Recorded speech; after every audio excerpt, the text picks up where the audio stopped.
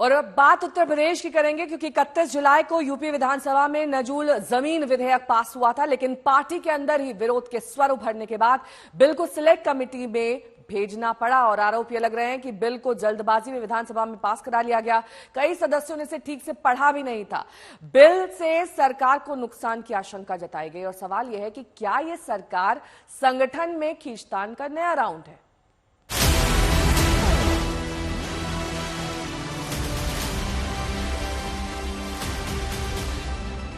1 लाख का बॉन्ड, और मैं इसीलिए कह रहा हूं, शिवपाल जी भाग गए यहां से, लेकिन मैं कह सकता हूं खटाखट नहीं, 27 में सपा चट के लिए तैयारी रहेगी।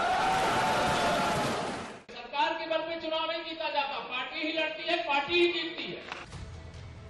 यूपी विधानसभा में योगी कहते हैं कि 2027 में समाजवादी पार्टी सपा चट की तैयारी कर ले। उधर कुछ दिन पहले डिप्टी सीएम केशव प्रसाद मौर्य ने सरकार बनाम संगठन विवाद की आग में घी देते हुए कहा था कि सरकार के बल पर चुनाव नहीं जीता जाता है और चुनाव पार्टी लड़ती है और पार्टी ही जीतती है।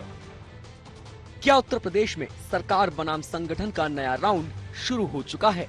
अगर हाँ, तो कैसे? इसे इस खबर से समझिए। दरअसल उत्तर प्रदेश में 31 जुलाई को योगी सरकार ने नजूल जमीन विधेयक पास करवाया, लेकिन जब गुरुवार को यूपी बीजेपी के अध्यक्ष और विधान परिषद सदस्य भूपेंद्र चौधरी ने अपनी ही सरकार के विधेयक को सेलेक्ट कमेटी को भेजने की सिफारिश कर दी। अपनी ही सरकार के विधानसभा से पास बिल पर भूपेंद्र चौधरी ने विधान परिषद में कहा कि इस पर सहमति अभी पूरी नहीं बनी है, जिसके बाद योगी सरकार का विधानसभा से पास बिल विधान परिषद के रास्ते ठंडे बस्ते में चला गया। अब 2 महीने में प्रवर समिति रिपोर्ट देगी, जिसके बाद विधेयक को दोबारा सदन में रखा जाएगा। सवाल उठता है कि एक ही दिन में कौन सा खेल हो गया। सूत्रों के मुताबिक विधानसभा से विधेयक पास होने के बाद सिद्धार्थनाथ सिंह, राजा भैया और हर्ष वाजपेयी जैसे विधायकों ने सदन के भीतर इस मुद्दे को उठाया और देर रात तक इस पर मंथन हुआ कि बिल विधानसभा में जल्दबाजी में पास हो गया है। ऐसे में इससे निकलने का रास्ता निकाला जाए, क्योंकि इस बिल के पास होने से सरकार को नुकसान हो सकता है। नजूल पे जो विधेयक आया है उसका हम लोगों ने विरोध किया है, क्योंकि ये जनता के हित में नहीं है। लोग बेदखल होंगे, उनके घर द्वार छूटेंगे। तो देखिए आगे क्या होता है। कहा गया है कुछ उसमें सुधार करने के लिए। सिद्धार्थनाथ सिंह ने बाकायदा मुख्यमंत्री को ये सुझाव भी दिया कि जिनकी 99 साल की लीज खत्म हो गई है, उन्हें दोबारा से लीज करने की सुविधा दी जाए, जिससे सरकार ने मान लिया और 30 साल के लीज की अनुमति दे दी। इन विषयों पे जो संशोधन एक प्रकार से या रूल्स के अंदर चेंजेस जो मांगे वो मैंने ही मांगे हैं। सत्ता पक्ष की तरफ से कोई बोलने वाला पहला व्यक्ति कोई खड़ा हुआ वो मैं था, मगर विपक्ष जो है बिना समझे, वो कहते हैं ना कि बिना समझे पढ़े लिखे आओगे नहीं और बोलना शुरू कर दोगे, उसको बोलो काला कानून है, वो गलत है। जो पास किया गया है वो सही है। फ्री होल्ड की प्रथा कहीं भी नहीं हो रही है। जो नोएडा, ग्रेटर नोएडा के हैं, हाँ उस पर सरकार विचार कर रही होगी, लेकिन वो फ्री होल्ड की प्रथा अभी उत्तर प्रदेश में लागू नहीं हुई है। सिद्धार्थनाथ सिंह के सुझाव को तो मान लिया गया, लेकिन उसके बाद भी कई नेताओं ने कहा कि इसका बड़ा सियासी नुकसान होगा। इसके बाद फिर से रणनीति बनाई गई। सरकार के हाथ पांव फूले थे। आज दिन में सूत्रों के मुताबिक एक 15 मिनट की मीटिंग विधानसभा में हुई और वहां ये वे आउट, ये तरीका निकाला गया कि इस तरीके से इस बिल को फिलहाल रोकना होगा, क्योंकि अगर इस बिल को नहीं रोका गया तो ये दूसरा जमीन का बड़ा मुद्दा बन जाएगा। ऐसे में प्रदेश अध्यक्ष को आगे किया गया। भूपेंद्र चौधरी विधान परिषद के सदस्य हैं, उन्हें आगे किया गया और उनके जरिए ही इस बिल को आज एक तरीके से ठंडे बस्ते में डाल दिया गया, जब इसे प्रवर समिति को भेजा गया है। पूरी कहानी यही है, लेकिन सवाल यह है कि आखिर इतनी जल्दबाजी में कोई बिल तैयार क्यों होता है। कुमार अभिषेक, लखनऊ आज तक।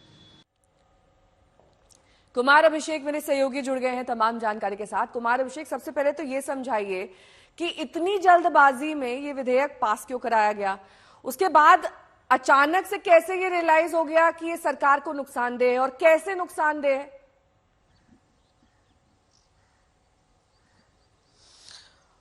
देखिए, सबसे पहले तो ये कि ये जल्दबाजी में तो हुआ, लेकिन ये कैबिनेट में भी आया था। कैबिनेट के अलावा एक दिन पहले सारे विधायकों के टैबलेट पर इसको भेजा भी गया था। लेकिन जो कहा जाता है ना कि ज्यादातर विधेयक या ऑर्डिनेंस सारे लोग पढ़ते नहीं, अगर पढ़ते हैं तो बहुत ज्यादा ध्यान नहीं देते, या फिर विपक्ष इस बार का इंतजार कर रहा था कि पहले पास हो जाए, उसके बाद हमारे पास ये मुद्दा हाथ लगेगा। दरअसल बीजेपी के लोगों ने ही और उनके सहयोगियों ने ही इस पर पढ़ करके इस पे मुद्दा उठाना शुरू किया, लेकिन तब तक जल्दबाजी में कह सकते हैं ये पास हो गया। योगी सरकार को और खुद मुख्यमंत्री योगी आदित्यनाथ को भी एहसास हो गया कि ये पास हो गया है, लेकिन इसका बड़ा तीव्र विरोध होगा। मुझे ये पहला मामला ऐसे दिखाई देता है जब विधानसभा में खुद योगी सरकार ने पास किया हो और उनकी ही सरकार को केशव मौर्य ने जब पेश किया विधान परिषद में तो उसको रोकना पड़ा है। निश्चित तौर पर यह बात फैक्ट है कि जल्दबाजी में पास किया गया, ज्यादातर लोगों की सहमति नहीं थी। लेकिन दूसरा फैक्ट यह भी है कि फिर इसका वे आउट निकाला गया। ऐसा नहीं कि बिना मुख्यमंत्री योगी आदित्यनाथ के ग्रीन सिग्नल के से रोका गया हो, बाकायदा मुख्यमंत्री से डिस्कशन हुआ और उसके बाद कहा गया कि नहीं अब इसे रोका जाना चाहिए। तो ये तो साफ हो गया कि ये जल्दबाजी में बना हुआ बिल था, या यूं कह लें जल्दबाजी से कहीं ज्यादा बिना सहमति का ये बिल था, जिसको कि पास कराया गया विधानसभा से, लेकिन विधान परिषद में रोकना मजबूरी हो गई क्योंकि आने वाले वक्त में इस पर बड़ी सियासत होने वाली थी। जानकारी ये भी है कि कांग्रेस पार्टी ने राहुल गांधी तक को सूचना दी थी और यह भी कहा जा रहा था पार्टी के नेताओं की तरफ से कि राहुल गांधी जल्द ही इस मुद्दे के लिए लखनऊ आ जाएंगे। अखिलेश यादव भी इस मुद्दे पर मुखर होने वाले थे। ये सब भांपा है बीजेपी के नेताओं ने, और इस वक्त की जो स्थिति है कि संगठन को अब तरजीह देना पड़ रहा है। सरकार संगठन की बात सुनना पड़ रहा है सरकार को भी, और उसका भी ये नतीजा है कि संगठन से या संगठन से जुड़े नेताओं ने जब कुछ बातें कही तो सरकार को सुनना पड़ा है। और इसी वजह से इस बिल को एक तरीके से ठंडे बस्ते में कह रहा हूं कि 2 महीने के लिए प्रवर समिति को गया है। अब देखना है कि रिकमेंडेशन क्या आता है, लेकिन लगता है कि फिलहाल ये टल गया है। ठीक है, बहुत बहुत शुक्रिया तमाम जानकारी के लिए आपका, कुमार अभिषेक।